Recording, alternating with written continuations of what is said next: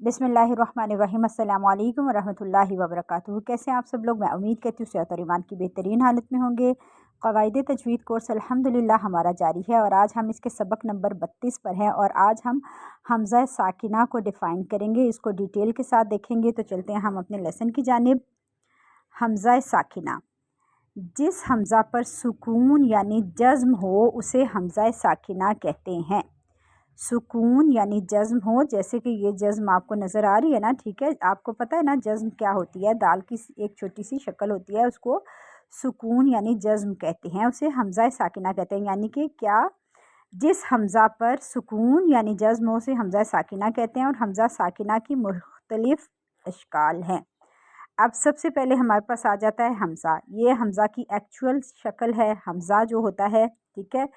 उसके बाद हमने हरकत के चैप्टर में पढ़ा था कि अलिफ़ हमेशा खाली होता है और अलिफ़ पर जब भी कोई हरकत आ जाती है तो वो क्या बन जाता है? हमज़ा कहलाता है, ठीक है। अब ये हमज़ा साकिना है, यानी ये भी हमज़ा साकिना है।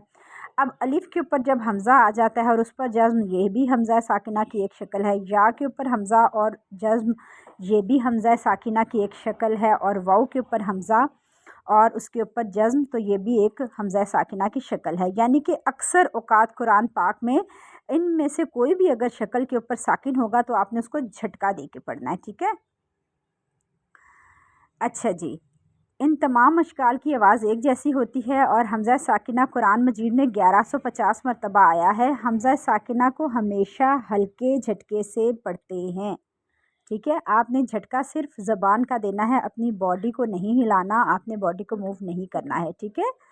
हम इसकी प्रैक्टिस कर लेते हैं, कुछ अल्फाज देख लेते हैं। ब स ब सा। अब बा को आपने हमज़ा साकिना से मिलाना है तो झटका आ जाएगा, ठीक है। बि स, बि स। नेक्स्ट वर्ड है जित, जित, शित, शित। अब यहाँ पर देखें, हमज़ा साकिना की इश्काल भी आप देख सकते हैं कि हमज़ा यानी कि अलिफ़ जिस तरह से है तो उस पर जज़्म है। इधर देखिए हमज़ा के ऊपर जज़्म है, ठीक है, हमज़ा के ऊपर जज़्म है। नेक्स्ट आप देखेंगे तो मीनू, यु मीनू, नु मीनू, मु मीनू। यहाँ पर हमने जो वाव के ऊपर हमज़ा की मतलब साकिना की जो देखी थी इश्काल, ये वो वाला था, ठीक है। तो बस आपने इसी तरीके से याद रखना है कि जब हमज़ा पर जज़्म आ जाए तो आपने वहाँ पर झटका देकर पढ़ना है, ठीक है।